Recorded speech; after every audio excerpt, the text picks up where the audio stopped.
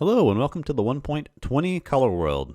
If it's your first time seeing this, this is a world that I have made that has all the blocks in Minecraft in it, placed in 3D based on their average texture color. I've made some modifications to this world. Most importantly, you can now adjust from RGB to HSL to HSV color spaces, as well as adjust the size. So you can have some really spaced out blocks. Let me go HSL size 60. Let me go HSV. You also have these selections over here like shulker chest, coral blocks, light blocks, glass blocks, gravity blocks. These are ones that I don't really have selected all the time because maybe you don't want to build with, these certain things. And then also, depending on what build you're doing, if you want to build a wall and you want to look at the side texture or a bottom texture or the top texture, like if you're building, a roof or the interior of a ceiling or something, you can select those. So blocks that have unique textures on the bottom, you can click that, and then let's see. So there's the catalyst here with this unique texture it has on the bottom. This piston facing down is green, so it's over in the greens for the bottoms. If I did the same thing for facing top, that piston's going to be in the same spot, except it's going to rotate facing up.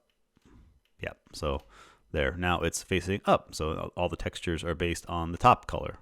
So things like the warped nylium, it uses the top texture, not the bottom texture for that.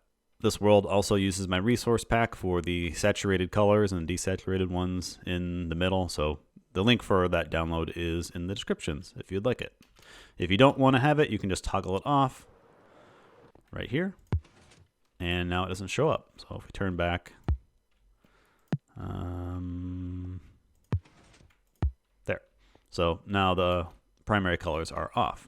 So the major changes that I've added in here, besides, bamboo and cherry wood, let's see, it's up here.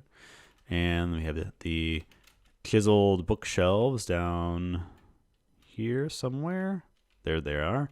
I only have the full and the empty in here right now because you can have these be fully adjustable and it drastically changes the color. I think it's like 64. Or I'm trying to remember how many combinations there are with this, but I'm going to add this in later into the world. Okay, so let's talk about how to use this. Let's build a gradient. So let's go from a yellow up here, and then we'll go down to some brown down here. Let's use all the way down to gray terracotta. When building a gradient, you want to kind of keep moving through blocks that are relatively close to each other. You don't want them really close, but you kind of want the spacing between each jump to a different block to be about the same. Usually works well for gradients. There's other reasons why you'd want to do different stuff, but we're just going to go with that. So I'm going to try to build a gradient from yellow down to gray terracotta. So let's honeycomb block. The things you want to select are going to be very different based on the build that you're doing, because you might not want to have something really noisy, or you might want to have some really smooth blocks going along the way. Netherrack and then down. All right, so let's put our blocks down and see what this looks like. The honey block might be a little bit too noisy, but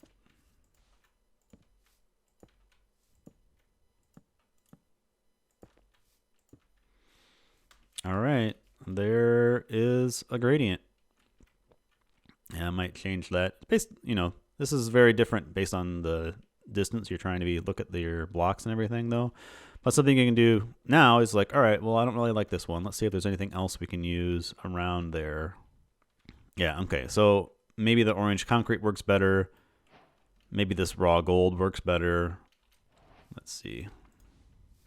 That kind of keeps the same texture going on here. That, also probably works, but it all depends on the build you're doing. Something else you can do is if you have a large area of like one block that you're building, it can tend to look really flat. And so what you can do is go over and look at this block. This is the deep slate here, deep slate bricks. And then you can kind of see the blocks kind of envision like a sphere around here.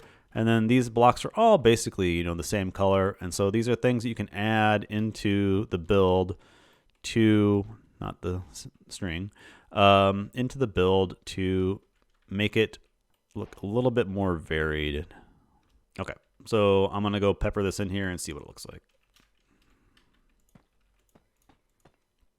Okay, so now you can take a step back. I just did this randomly. You probably want to do more thought into it when you actually do it in a build, but you can kind of look back and say like, all right, well, personally, it's going to be something up close. I don't really like the look of the coal ore here. I don't think this mud, maybe that's a different color than what I'm going for, or something like that.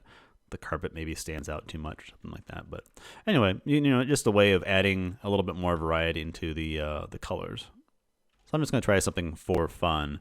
A lot of times when you're making a gradient, you're going from like one color to another, and it's generally like in a straight line. But you can really kind of curve around and do some things. So I'm gonna try to see what gradient I can build by kind of winding around in here.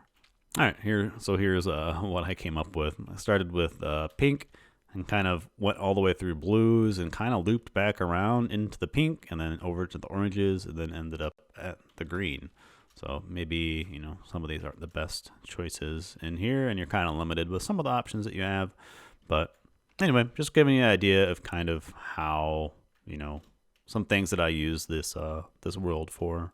And I guess I should talk about some of the caveats and things for it. I use the path block in there if you're looking from the top, but I only use the base texture, not when it's surrounded by some solid blocks or anything. So you could change the color based on, what blocks are around it. I don't have any leaves in there except for cherry. I think I can do this in the future now that we can actually set our biomes to easily in creative. So like you used to have to use world edit or something like that to change these, but since they are variable based on biome, or at least some of them are, I didn't place them in the world, but now I can actually maybe go back and do that in a future version. Blocks that are animated, they have like either some colors they cycle through or some texture animation on it. I'm just using the average color of the overall animation, not just like a single frame of it or anything like that.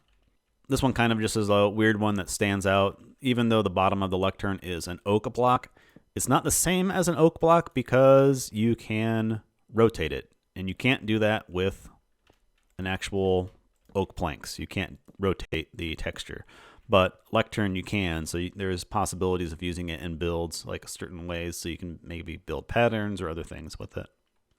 The observer is a very odd block because even though it's directional when you place it down, anytime you place it up and down, these textures are always locked in these orientations. And so, it's very good to have for some builds. It'd be very expensive or in creative or something, but just something you have to watch out for. All right, another caveat is this is the same texture as Crying Obsidian at the bottom of the respawn anchor, but it's one of the only blocks that you can light up and it doesn't look like light from the bottom. It doesn't have like a redstone lamp or a sea lantern where it's, it looks like an obvious light source. And so if you did this with other Crying Obsidian or other dark colors around it, you could potentially have a dark area color-wise, but the game would still be lit up around it. I thought that was a bit interesting. I don't have Suspicious Sand added into the world yet because this is more of just a creative only block. And what's strange about it is that even though you have these different stages of brushing on it, you can only do this with the set block command. If you take this is normal sand and gravel over here. This is suspicious sand and gravel, stage 1 or stage 0, I guess. If you brush this and get to one of these stages and then stop, it will just revert back. And so with set block, you can actually get like these stages permanently. But I'm not sure how I'm going to add them into the world. I might just do its own little selector at some point. And then in the future, I'm going to have all of the permutations of the chiseled bookshelf. I just need to figure out the color and all that stuff. That I wanted to get this world out for before 1.20 actually came out, or as it came out, and so this is where it's at for right now. I hope this is useful to some people. The world download is in the comments along with the resource pack. I think coming up next, I'll be doing a geology video, and with that, I guess I will see you guys next time. Bye.